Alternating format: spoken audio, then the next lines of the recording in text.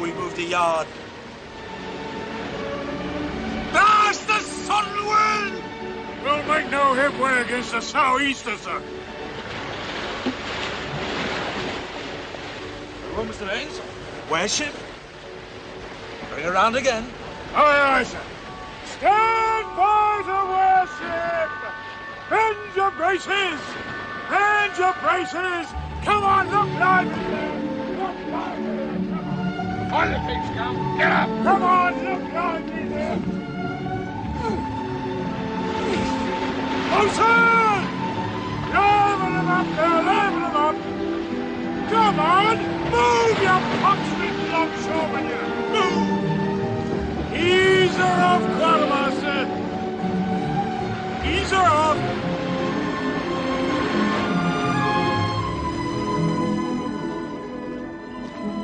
Morning, Mr. Wakefield. Morning.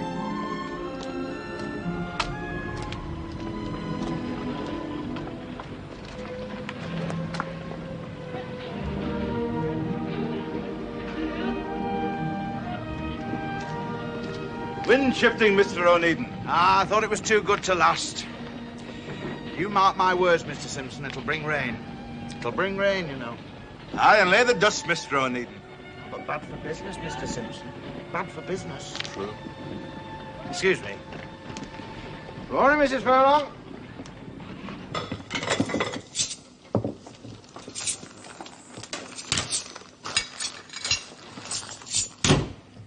Good day to you, Mr. Onedin. Good day, Mrs. Furlong. Mrs. Furlong.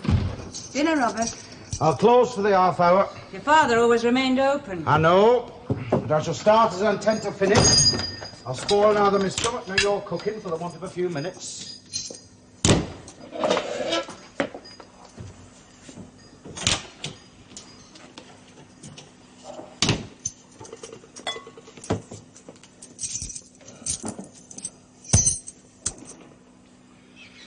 We thank thee, O Lord, for all thy gracious bounty.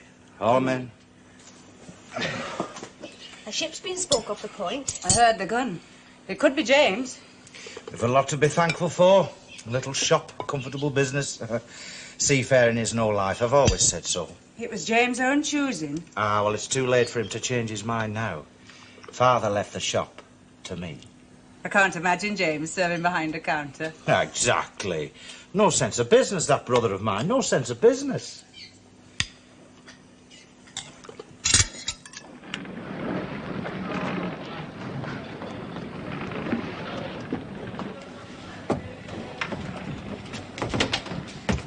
Captain Onedin. Mr. Callon, your servant, sir. Had a fair passage? My papers, sir. We left Lisbon 27 days ago, but we've been kept beating to windward of the point for the last 3. 3 days extra pay for every man. Hey, those rascals know what they're about, don't they? Eh? That's a reflection upon my ability and character, sir. Of course not, Onedin, of course not. I've every confidence in you. One day, mark me well, one day we'll have you master of a Western Ocean packet. That'll suit you better than this Portuguese wine trade, I'll warrant. Senior Braganza sends his compliments. Oh, Begs to remind you that his contract will be due for renewal in 7 weeks' time. Must take good care of Senior Braganza. That Portuguese wine shipper is our bread and butter, huh? You'll take a glass of Jamaica, sir. Oh, thank you, Captain. You got a full cargo, I see. Aye. Wine, hides, sheepskins, and oranges from Seville. Good, good, good. Well, then you'll have earned your bonus. I think not. I can just smell it. Rotting fruit. She's sprung forward. We've been double manning the pumps since 5 days out. You mean you sprung her? You've driven her too hard, man. In your service, sir. More expense. An owner's hand is never out of his pocket these days. Well, below the waterline, she's riddled with worm. I did draw the matter to your attention in my last report. And knowing this, you still drove her hard. It required a fast passage. What use is a fast passage if you waste time and money hanging around the point for 3 days? A ship that will drive into the wind is yet to be built. Don't try and teach me my business. I'll be aboard first thing tomorrow morning. Find out what other damage you've wreaked. Good night, you Captain. Good night, Mr. Callon. One day, I'll give you a lesson in business, Mr. Callon. Oh, James, thank you. It's lovely. Thank you, James. Sarah's looking very well. 5 months gone, big as a house. Congratulations. Keep still. There. Is it well? Very well, lovely. Well, when did Father die? A week past. A stroke. The 3rd. It took him in the night. It's a pity you couldn't have arrived sooner. I doubt I could clip a week of a voyage even to oblige Father. And in the event, I dare say my presence would have hastened rather than hindered matters. Oh, James. Well, did he leave much? Well, the shop. To Robert. And a word of advice for you. Oh? He said, a man who walks a twisty lane may travel far, but arrive at the same destination in the end. Well, I spoke a man with little sense of direction. Robert's worked very hard in the shop, James. Well, without Father holding you back, you should be able to expand the business now, Robert. Oh, I'm well satisfied with things as they are. Well, you shouldn't be.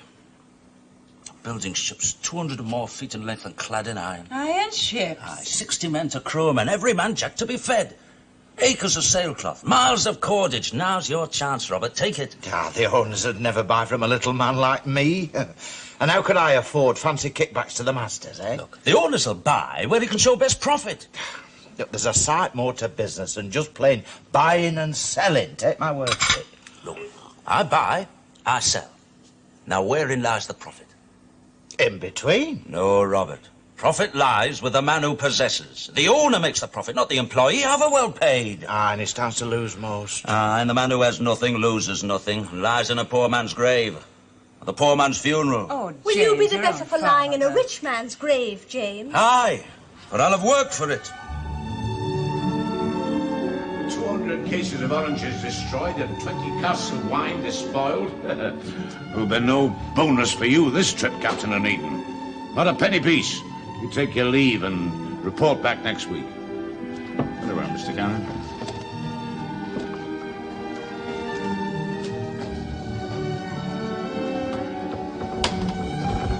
Captain Onedin, sir. Captain Onedin. £22, 12 shillings and sixpence, sir. Thank you. Sign here, sir.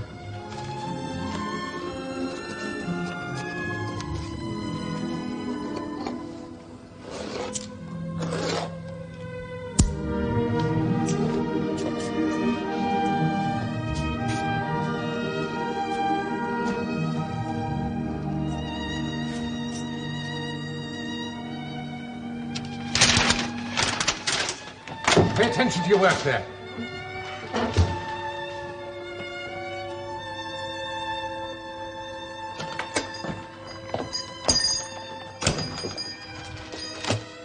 Old Josh Webster's ship. What do you think of that? A poor bargain. Well, that depends upon the price. Should fetch about 500. Oh, more with an ounce of luck. The Websters must be close to penury. The old man's taken to the bottle. Well, that vinegar-faced daughter of his tries to keep up the fiction that he has the fever. He has the Barbados fever. She'd still be unwed then, I dare say. Well, who'd have her? Tart as a crab apple and wrong side of 30. Asking price should be low. Bound to be. I doubt if that ship has tasted salt water for 2 years past. The Charlotte Rhodes is the jest of the waterfront. Oh, Fraser's Yard's built her. Fraser's built sound ships. She's not sound now. She's fit only for stripping and turning into a coal hulk. Under 500, you reckon, eh? Robert, I've 175 saved. Will you lend me the balance? What, for that wreck? You cannot be serious, James. I'll give you a note of hand. You shan't lose by it. On what security? A partnership. A partnership. In what? A trading venture, eh? You propose to put to sea in that? Aye. I'll sail in a skiff if need be. The sea routes are spoken for.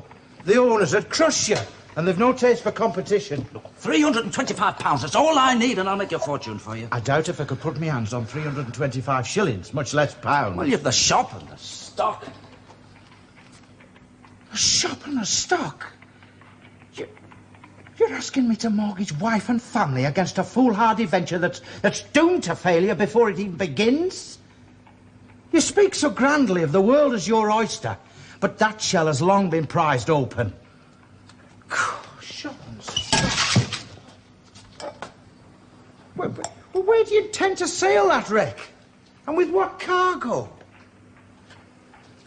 Oh, somewhat careless with your casks, Robert. Not I.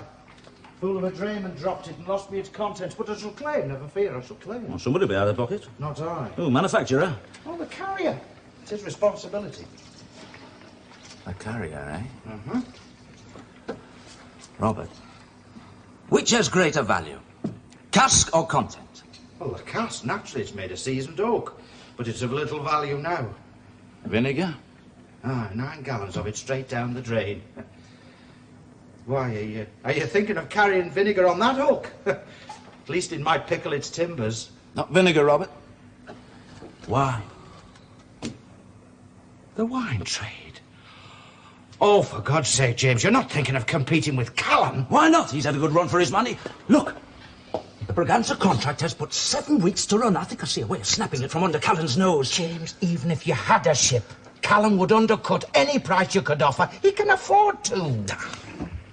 And he'd neither forget nor forgive. He's a hard man, James. He'll run you off the seas. No, I know Callon. And I know Braganza. And between them, they play you like a fish. It is not I who take the bait.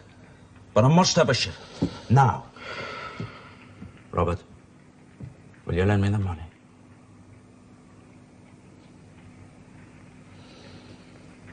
And keep your purse strings tight, Candler. Sustain your family on vinegar.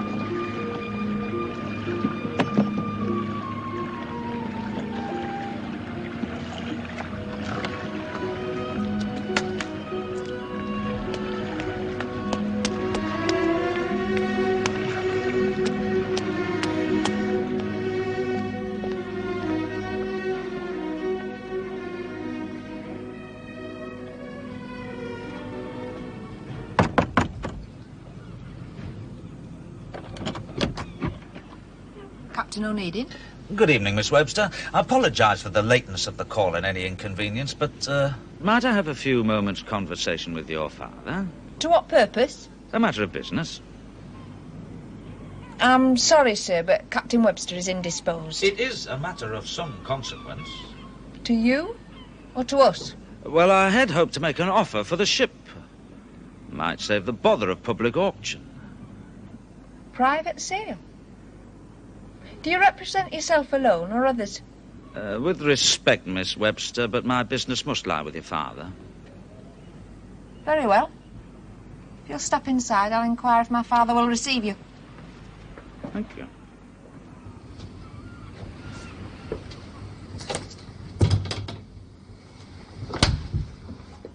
If you would wait in here, Captain Onedin.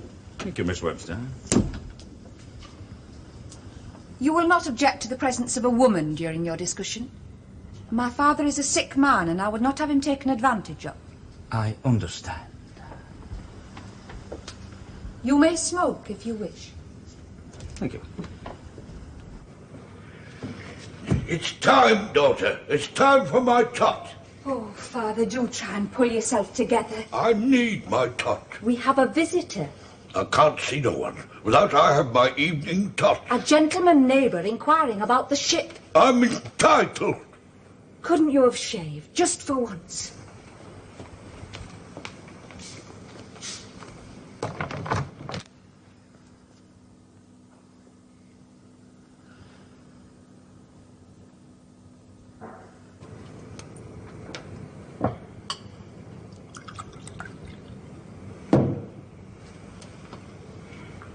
You'll need a clean stock and neckband. And shoes. I wear the ones with the buckles.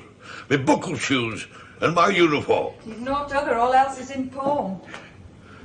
Gentleman of some importance, is he? We're already acquainted with Captain Onedin, Father. Onedin? That young pup. Tradesman's son. Young upstart. Pious, parsimonious family, the Onedins. His father refused to extend my credit, and as a result, my ship's rotting away. World's coming to a pretty pass when a twopenny shopkeeper can refuse a gentleman. But I outlived that mean-minded old devil for all his sharp ways. Now his son wants to bargain for my ship, does he? I'll bargain, by God. You will leave the negotiations to me, Father. I fancy that Captain Onedin has it in mind to name a sharp price. But if you do not disgrace me, we shall meet him. I believe you're acquainted with my father, sir? Your servant, sir. Merchantman, aren't you? Aye, sir. And a two Onedin by the cut of your jib. Well, take it easy, man, take it easy. A glass or two of wine, daughter. Thank you, sir, but I prefer to keep a clear head when discussing matters of business. My father is not yet fully recovered from the fever, sir. I know the symptoms well. A fever contracted on the slave coast in the service of his country. Retired me on half pay, they did, by smart lords from the Admiralty. There's little gratitude in this world, young man. Little gratitude. But I beat the winners and outgunned them. I bought the schooner Charlotte Rhodes, as sound a ship as ever spread canvas. And if it hadn't been for that penny-pinching father of yours... Father?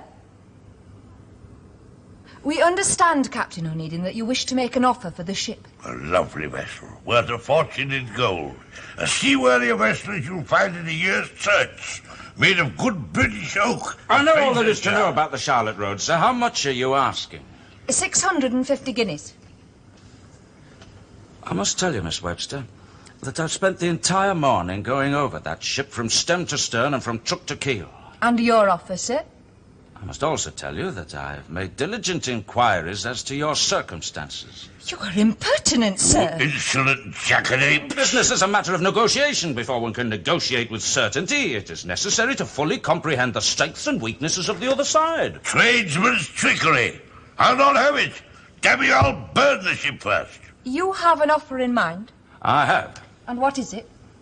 £175. £175? You scoundrel! If you are under my command, by God... £175 in gold, and a partnership.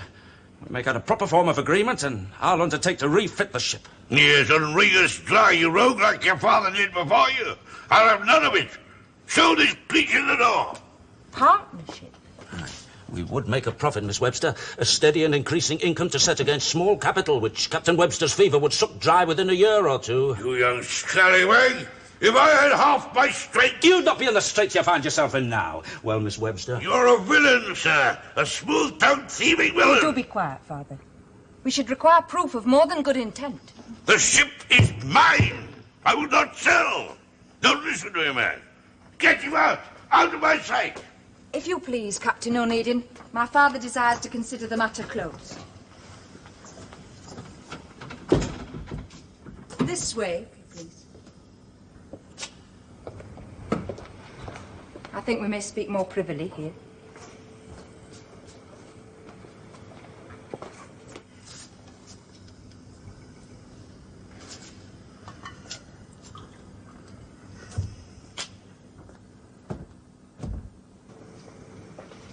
Are you a fool or a charlatan? Neither. Prove it. Well, a deed of contract. Which would last the lifetime of my father only, and thereafter? Well, then another contract would be made out between you and I. Why not? You, the surviving partner, would own the business. That is not my intent. But that would be the effect, a poor bargain, sir. You need the ship with some urgency, I take it. Right, to make a beginning. Then your need must be great indeed. As great as yours, perhaps. I've little taste for penury. One day my father's weakness will assuredly drive him to the grave, and I shall be left penniless. At best, I shall be constrained to live off the charity of friends. At worst, it will mean the poorhouse. I can assure you I've little fancy for either. You understand the problem? Security? In return for the ship? Well, I'll not hide it from you, Miss Webster. I cannot put up surety.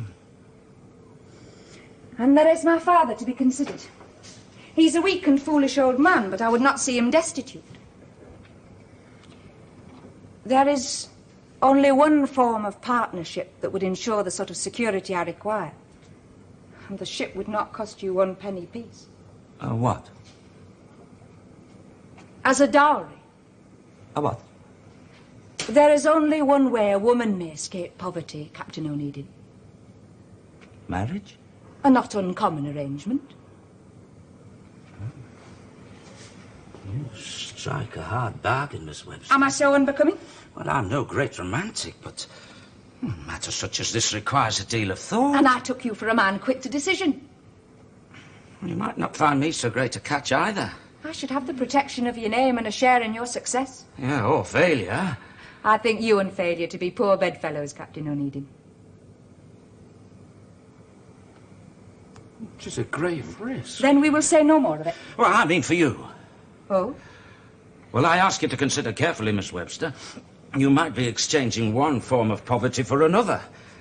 I have but £175 in the world. And ambition. Oh, yeah, I've ambition enough for an army of Napoleons, but ambition won't feed us, clothe us, pay creditors. You would be hard put to find a better housekeeper, and a less complaining. I'm well trained on that score, I can assure you. It is no easy road. One I would prefer to walk alone. A few minutes ago, you were speaking of partnership. I could buy myself out of that kind of partnership, but the one that you have in mind, that's for life. For better, for worse.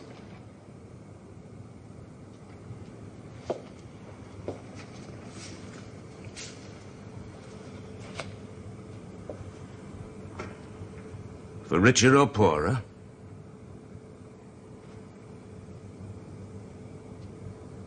I therefore plight thee my troth. Ship'll need cordage and canvas and a timbers caulked and... It is a bargain, then? I wonder which of us will have the better of it. Married? To Anne Webster? Aye, answer to be read on Sunday. Oh, but James, so soon. Surely you should have waited. You sly dog. Oh, James, I'm delighted for you. But you've not yet made us acquainted with the lady. Ah, well, you know her well enough, Sarah. But not socially, James, not socially. You're a dark horse. A trifle of moonlight courting. Robert. Well, why else would a man marry in such haste, eh? Robert, your tongue may the more readily stop clacking when I tell you that it is simply a marriage of convenience. Miss Webster is sensible to the fact that I must sail with all haste the moment the ship has been refitted. Convenience? A marriage of convenience? I don't understand. That's clear enough. There was simply no other way of obtaining the ship. Robert, I'd like a word with you.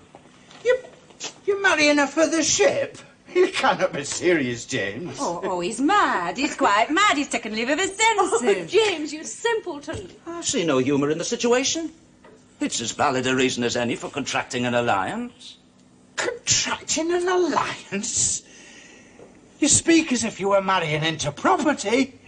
Well, that plain Jane's naught but the daughter of a penniless wastrel. A ship is as much property as any heap of bricks and mortar, and a far more profitable investment. There's a sight more to marriage than just plain investment, James. People marry from mutual regard, not for profit. For love, James, for love. Well, then the more fool they. I cannot see how any man can keep cool judgment when in the grip of such a humour. Oh, now, James... Look, I'm content with the bargain.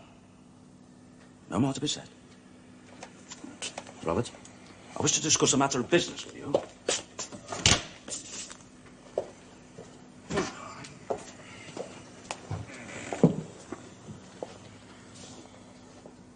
James, I would advance you that money, James, but to save me from a fate worse than death. No, Robert, you can do me better service than that. Read this. She's so many years his senior. Aye, and such a fright as never was. But I don't understand. Well, it's simple enough. It's a deed of partnership between you and I. Oh, no, James, look, we've been through all this before, and I will not be a part of... ship. You don't. This makes you equal partners. You take half the profits. In return for what? Well, as I shall be sailing the ship myself, I must have somebody ashore to look after my interests. That man must be a partner. Now, who else could I trust but my own brother? And my liabilities? If the ship goes, I go with her. You lose the prospect of a profit. Ha ha, have you, James? You think to refit the ship at my expense. Well, I'm too smart a dog to be caught like that. I'll have none of it. £150, Robert. More than enough, would you not say? Let us call it an earnest of good faith.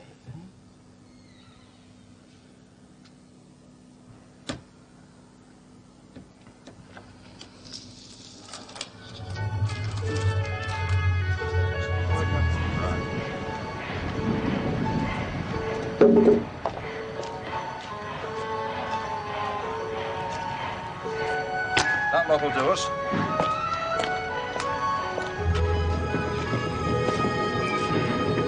Captain, water cask ready for inspection, sir. Read that hazard, will you?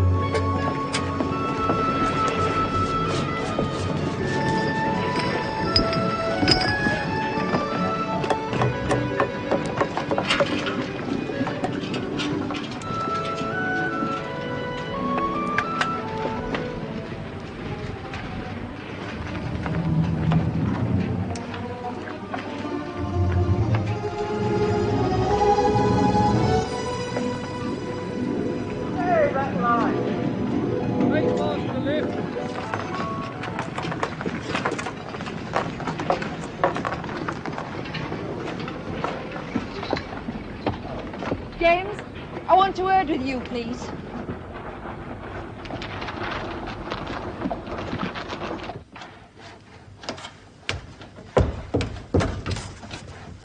James, what is the meaning of this? It is made out clear enough, my dear. Do not my dear me, you scoundrel. And I'll not be berated either before or after marriage. There will be no marriage, sir, and no dowry. You may whistle for your ship. You're a rogue, sir, a rogue. You're allowing sensibility to cloud your sense of judgment. This piece of paper is merely a deed of partnership. No more, no less. Exactly. A deed of partnership in which you undertake to share half our profits. Our profits, mark you, with that other rogue, your brother. I will have none of it, sir. None of it. Suffer from the same thing as Robert. Blindness. So overcome by apprehension and robbed by avarice that neither of you can see that which is manifestly clear. The one thing manifestly clear to me is that Robert takes half our profits. That is also the one thing manifestly clear to Robert, fortunately for us. You dare speak of fortune? And I take it you have no wish to be besieged by debtors while I am away. Of course not. In this form of agreement, each partner is responsible for the other's debts. Now, as I shall be away at sea, that responsibility falls upon Robert. I assure you there'll be little change from the 150 sovereigns that I gave him, and come allotment day, somebody must needs be at hand to pay those seamen's wives. I see. But it still entitles him to half the profits, does it not? Not quite. Entitles him to half the profits of the voyage. Not quite the same thing. Now, if things go how I intend they shall, I fear the voyage will show no profit at all. No profit? But for the agency of the goods I bring back, there should be handsome profit enough. In which Robert has no share. You must learn, Anne, that in matters of business, I give nothing away.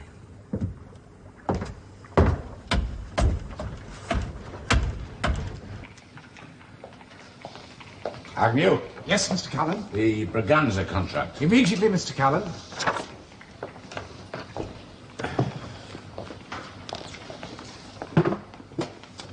Sharp practice, Agnew. Sharp practice. I can smell it. Yes, that's his game, I'll be bound. Sir? That young upstart Onedin. He's familiar with all the details of this contract, isn't he? Indeed, yes, sir. Bound to be. As shipmaster, he would have been fully empowered I as know your... all that. I'd also seen that he's refitting in some haste. And I'd give a golden guinea to know her date of sailing and her destination. I'll attend to it right away, Mr. Callon. Yes, send that young fella Drummond. He's a smart lad, that. A right smart lad. Yes, Mr. Callon. You know, I don't think Onedin would dare try a trick like that, but if he does, by God, I'll run him off the high seas.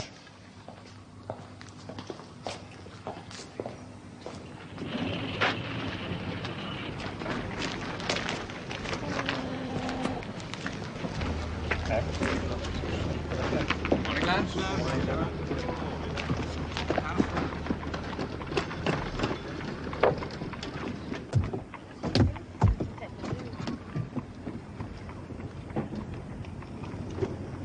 We're being honoured today. Pretty creature, isn't he? Who? The gallant Mr. Fraser.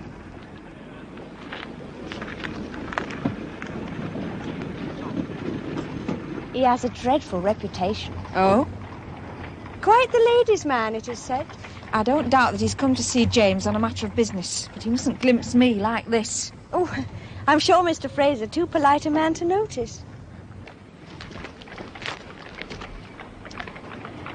He's noticed you, I think.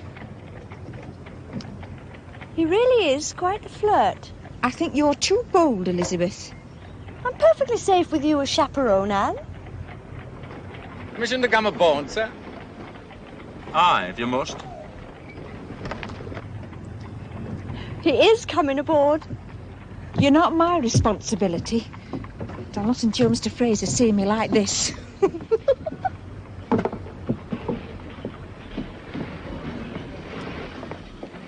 Mr. Fraser? Just passing. Thought to pop aboard to offer me congratulations. Thank you. It took us all quite by surprise. For your betrothed. A small token of regard. Thank you. You've made a splendid match, I would say. Peas from the same pod, eh? I would appreciate an invitation. What? To the wedding. Oh, it is to be no grand affair. Quite right. Far too much pomp these days. I take it Miss Elizabeth will grace the occasion with her presence. Oh, so that's the way the wind blows. You have little chance there, Fraser. My sister is already promised. Yes, she has engaged to marry Mr. Fogarty. Now, Mr. Fogarty is mate of a brigantine. He'll be returning soon. No doubt to claim his betrothed. The ladies are notoriously fickle creatures. Not Elizabeth. You're wasting your time there, Fraser. Thought you might care to put in a word for me. Influence of a brother, you know. Why should I? Self-interest. You're a sharp chap, Onedin. Very sharp. No offense. Paying you a compliment. Well, come to the point. Putting it as delicately as I can. You marry into shipping, eh? Thought you might care to consider another alliance. Shipbuilding. We have the yards, you know. Just a thought. Are you serious? But of course. Wouldn't have broached the matter otherwise. You might find my sister to have strong views on that score. I'd be more than disappointed if she did not. But obstacles, by their very nature, are ours to overcome. Do you not agree? Given a free hand, that is. No cargo, sir. He will be sailing in ballast. It must be the Reganza contract he's after. Due for renewal on the 31st. That's 10 days. The rogue's cutting it fine. He's sailing immediately after the wedding, sir. The devil he is. Ships, Agnew. Ships. Now, what have we got available? There's the brig Firefly. She should clear for Lisbon on the 25th. Firefly, that scow could never catch Onedin until you've seen the Charlotte roads. He's got a rig for a quick crossing. Yes, that devil knows he about. Oh, a fast ship, Agnew. A fast ship, that's what I need. There's only the Maud, sir, but she's a package ship. Clipper. Get that ship cleared for Lisbon, no later than first tide tomorrow. Yes, See to it, man. But she's already taking cargo for Boston and Philadelphia.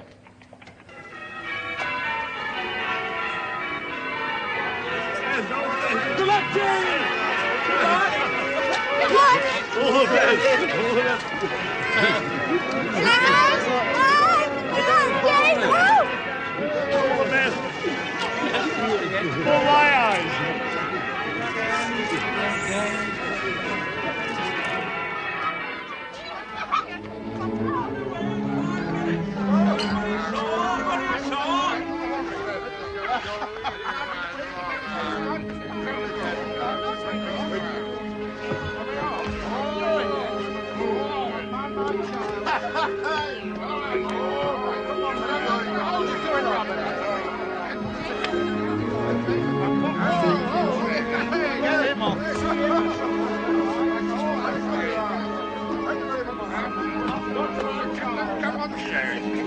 What's that child of mine? Help her up, Jim.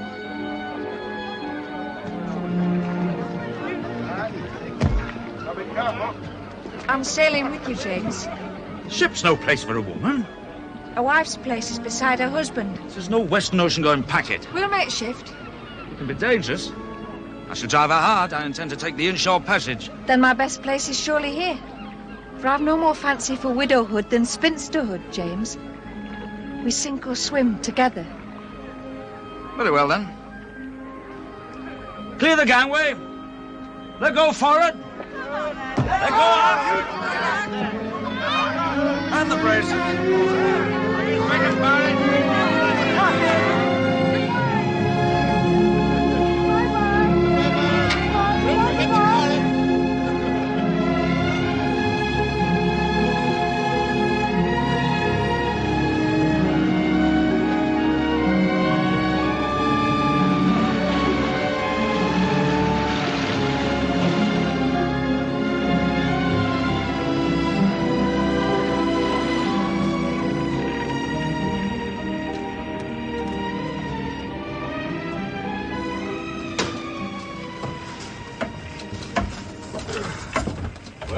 Stolen the march on Callon. James, What? your sister Elizabeth. She's beautiful. Pinched about the nose, but I dare say she's got a fair share of beauty. Fraser and Fogarty seem to think so. I wish I were What? beautiful. But I'm not. I'm plain and ugly, and my skin is sallow. Anne.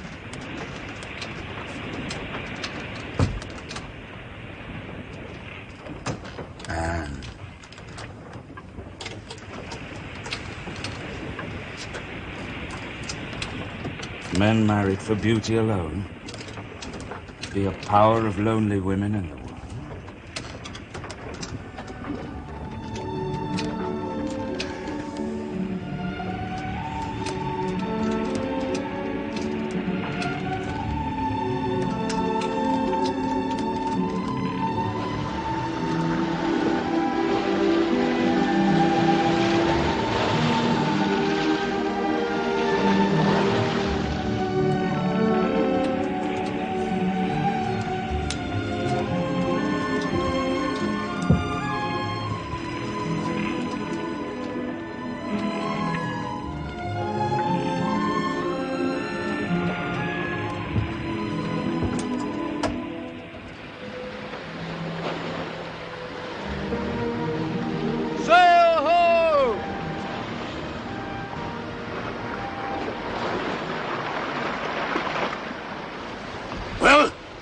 It's the Charlotte Roads. No doubt about it, sir. Can we catch it? She's neither a hope nor a prayer, sir. We have her by the ears. And even under half our canvas, we leave her standing. Good. Good. I'll teach that young bastard. What ship is she? The Maud. One of Callon's crack Western Ocean going clippers with a bone in her teeth. I finished your house flag, James. What do you think? Here, his dander must be up to detach such a ship from so profitable a trade. Will she catch us? We'll show him our colours.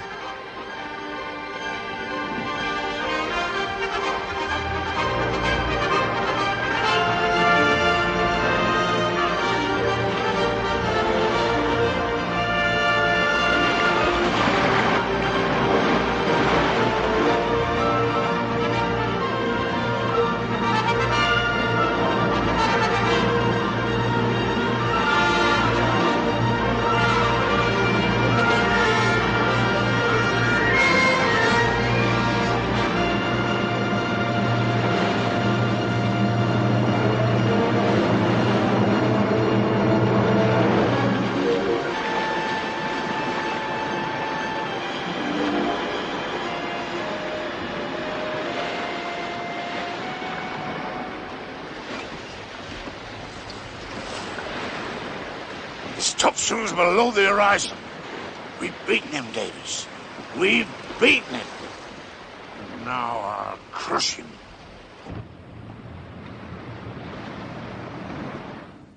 The new contract will reduce your freight charges by 7.5%, Signor Braganza. I'm overwhelmed at such generosity, senor. Yes, it's in your favor, but you won't get better terms anywhere else. I'll warrant that. You're more than generous, senor. So if you would kindly read these documents, please. But of course.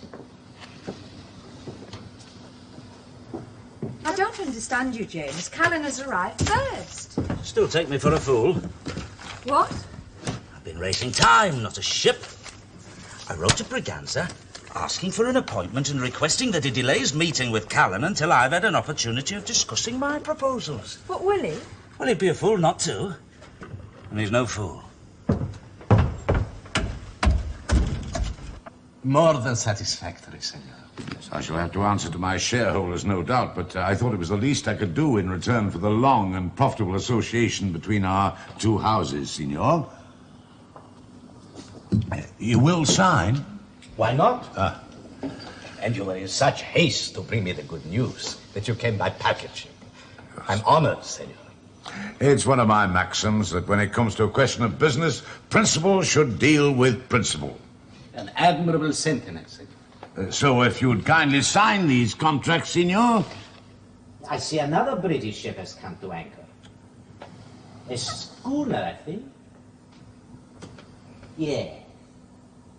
Her house flag is not familiar. A white letter O against a blue background. Do you know of such a company, senor? No, it's new to me. Out? Captain Onedin, I've been expecting you. I received your letter 3 days ago. I believe you are acquainted with Senor Callon. Yeah. Senor Onedin has a matter of business he wishes to discuss. So, Signor, if you be kind enough to sign these two contracts, I'll leave you two gentlemen to your discussions. Unfortunately, Senor Callon, that is not possible. Senor Onedin's proposals, I understand, will cover the very situation that we have been discussing. With your permission, gentlemen.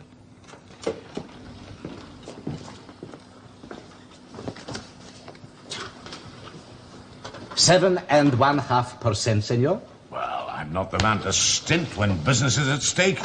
I'll make it 10% and add another ship. That gives you 6 ships to call on and 10% reduction in your freightage charge.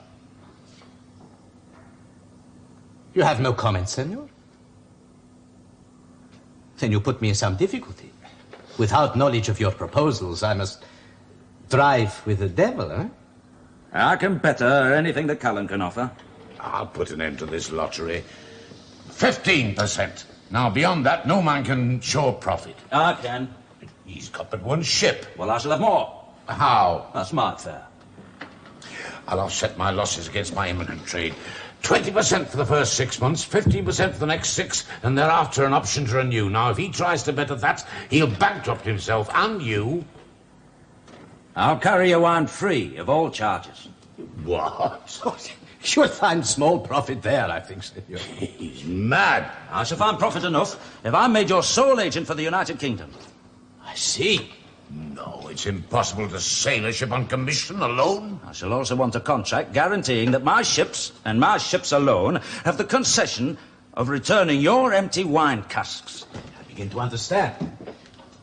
Please continue, senor. Your proposal interests me. Well, a matured wine cask is of greater value than its contents, you'd agree? Indeed, yes. Well, in future, instead of paying 15 or 20 different shipping agents, you pay only one. Me. And I undertake to collect and deliver, at agreed intervals, your wine casks in good condition.